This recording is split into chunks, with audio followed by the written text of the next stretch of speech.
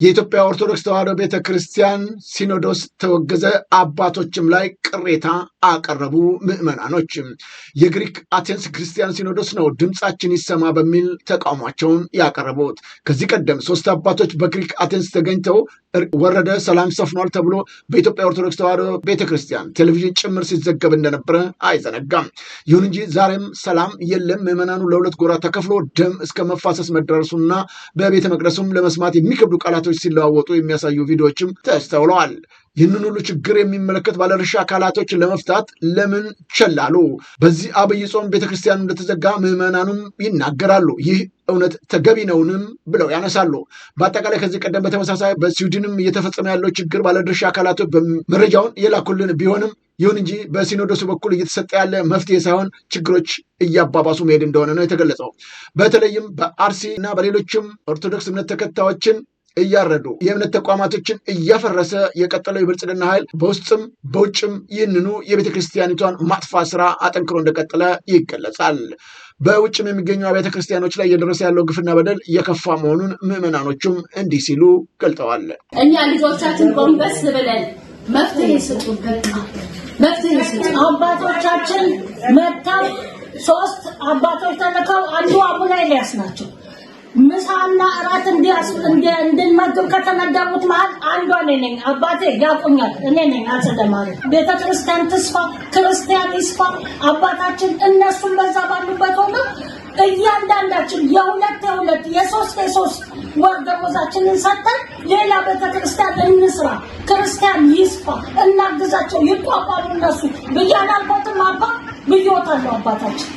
እኛ ምዕመናኖች በውጭም ቢሆን ነፃነት አጥተናል። ፍሽካ እየተነፋ ተደብድበናል። ጉዳት ደርሶብናል። ይህ ሁሉ መፍትሄ ያለመሰጠቱ የእናንተ ችግር ነው።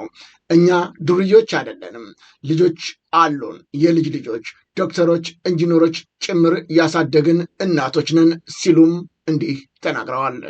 ይኸው እንደዛ አድርገው ጥለውን ሄዱ። በየጊዜው ቤተክርስቲያን ትደፈራለች፣ በየጊዜው እንደበደባለን፣ በየጊዜው የመጨረሻ የዛሬ ሳምንት ፊሽካና ፉጨት ነበር አባታችን። ይህንን አንድ ክርስቲያን ከሚያይ ሞት ይሻለናል። የምንሄድበት እኛ ዱርዬዎች አይደለንም። ብዙ ጊዜ ዱርዬዎች አይደለንም። አባቶቻችን ልጆች ወልደን ያሳደግን፣ ኢንጂነር ልጆች ያደረስን፣ ዶክተር ልጆች ያደረስን፣ የልጅ ልጆች ያየን እኛ የተከበርን ሰዎች ነን። እኛ ዱርዬዎች አይደለንም። የሃይማኖት ነገር ይዞን ነው እዚህ የምንመጣው። አይ ካላችሁ ሃይማኖቱ ለእናንተ አይገባም ካላችሁ የት እንደምንሄድ ንገሩ። አሁን ያለን ዕድል ሃይማኖታችንን ጥሎ መሄድ ነው። ሌላዋ ምዕመናንም ሲገልጹ ቤተክርስቲያኒቷን ዘጋችሁት፣ ወዴት እንሄድ? እርሶ ቤተክርስቲያኒቷን ጥለው ሄደው ነበር፣ አሁን ለምን መጡ? ሲሉም ወቀሳቸውን እንዲህ ይናገራሉ። ለጠቅላይ ቤተ ክህነትና ለአባቶቻችን የምናገረው ለቅዱስ ሲኖዶሱ ከእግዚአብሔር በታች ያሉት እነሱ ናቸው ችግራችንን ሊፈቱልን የሚችሉ። በግሪክ ሀገር ላይ ስንኖር 30 ዓመት 40 ዓመት ሲኖሩ ቤተክርስቲያን ሰርተው አያውቁም። እባካችሁ ችግራችሁን ፍቱልን። ግሪክ ሀገር ላይ ተቀምጠን አንድ ቤተክርስቲያን እሷን እናዘጋ። በእናንተ በአባቶች ምክንያት በአባቶች ችግር መፍትሄ የሚሰጠን አባት እኛ ምን እናድርግ? ያለው በሰው ሀገር ላይ ነው። ሰው ሀገር ላይ እየሰራን እንዲህ እየሆነ መልሰን ደግሞ አንድ መተን ችግራችንን ለጤናችን ለሁላችን የምንለምንባት ቤተክርስቲያን ትዘጋብን። ኧረ እባካችሁን ተው፣ ተመልከቱን፣ ተው እዩ። ጥለው ከሄዱ በኋላ አሁን የምንፈልገው መተው ነው እኛን የሚረብሹን። ይሄ ሁሉ ከእናንተ መፍትሄ እንፈልጋለን። ስለ ሕያው እግዚአብሔር ብላችሁ በአብይ ጾም ላይ እንዴት ቤተክርስቲያን ትዘጋለች?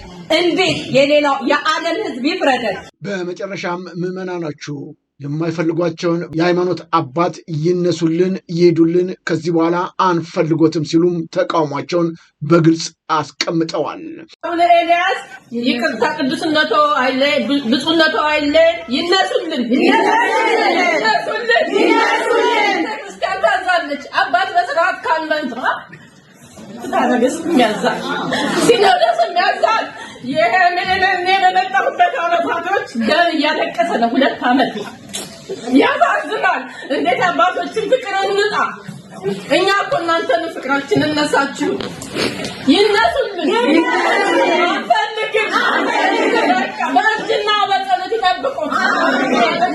አብይ አህመድ በሲኖዶሱ ውስጥ ልክ እንደ ፖለቲካ ፓርቲ የኦሮሚያ ጳጳስ ይህን ያህል፣ የደቡብ ጳጳስ ይህን ያህል እያለ መሾም ከጀመረ በኋላ ቤተክርስቲያኒቷ የበለጠ ምስቅልቅል ችግር ውስጥ መግባቷ የሚዘነጋ አይደለም።